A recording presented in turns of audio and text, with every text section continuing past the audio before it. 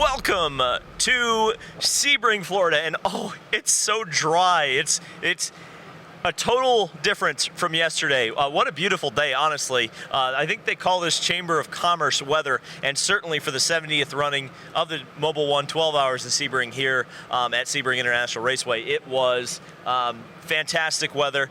A really pretty entertaining race, but I mean, really, I think we come to expect that now from IMSA, especially considering kind of the contrast between the World Endurance Championship and kind of how that series goes.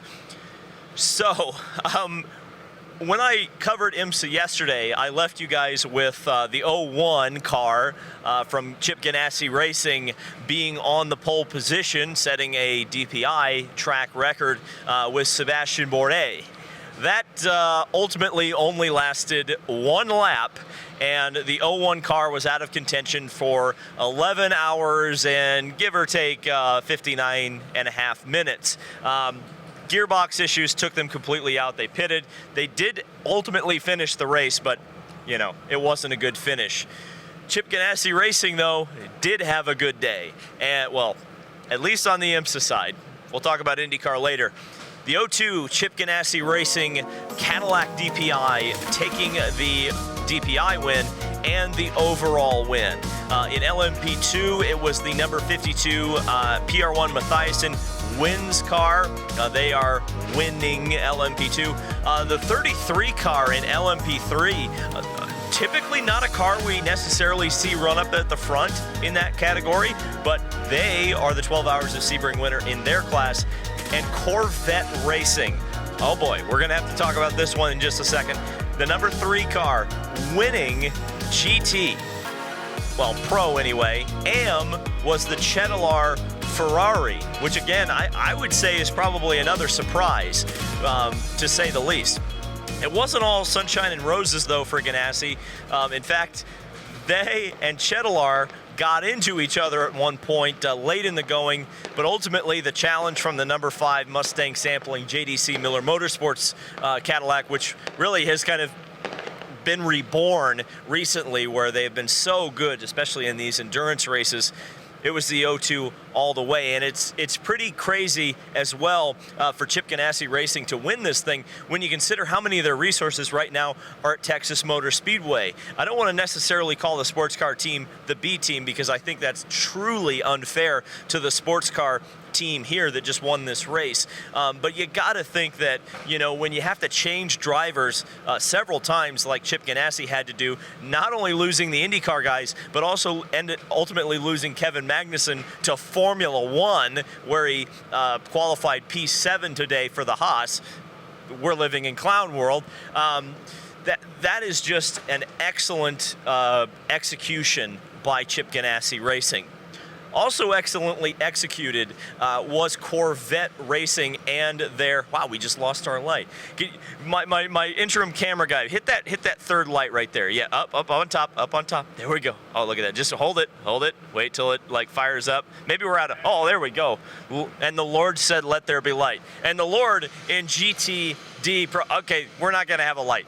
The Lord in GTD Pro today was certainly Corvette Racing. You could call it Return of the King.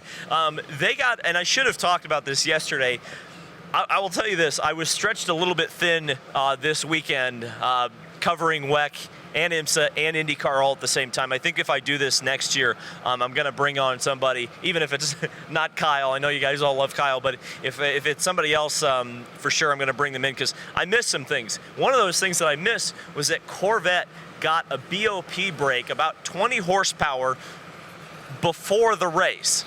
So they were running with 20 more horsepower, and quite honestly, they dominated this race today. And that's pretty spectacular considering where we were at Daytona, where originally it looked like, of course, Corvette sandbagging. But it turned out that their pace truly wasn't there. It was a combination of perhaps too much downforce, drag, lack of power, and of course the customer Michelin tires, which Corvette is still getting used to after running on their own private tires from Michelin in GT LM for so many years. But it was a good weekend all around for Corvette. Not only did they get this win in their second GTD race, but they also finished second yesterday with the GTE car. And some people were confused. There's only going to be one Corvette running the entire season, the 3 car, the yellow one. The 63, the second Corvette, which you knew as the silver one at Daytona, was in the World Endurance Paddock this weekend and will be for the rest of the year. A full season effort for Corvette with the WEC GTE Pro category. Ugh, alphabet soup, sports car racing. But I have to tell you, this event, you gotta love this event. To me, this is one of the best values in racing, especially if you come here for the whole weekend to get 20 hours of racing, 1,000 miles on Friday, and then 12 hours on Saturday.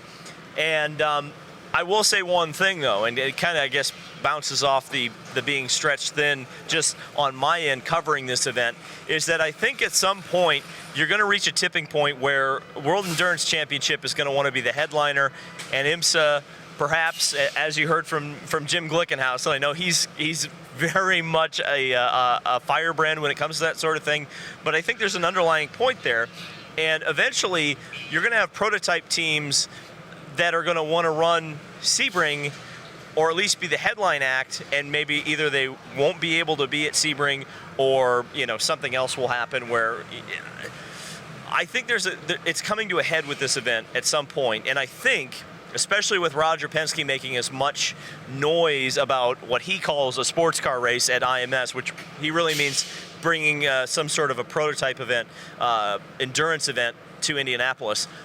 I have to wonder if the WEC race, the 1,000 miles of Sebring, may be the 1,000 miles of Indianapolis in the next couple of years. We'll have to wait and see on that one.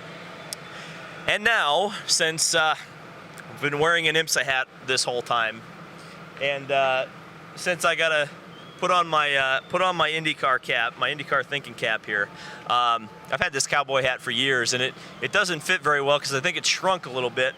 But we're gonna cowboy up here and talk a little bit of IndyCar.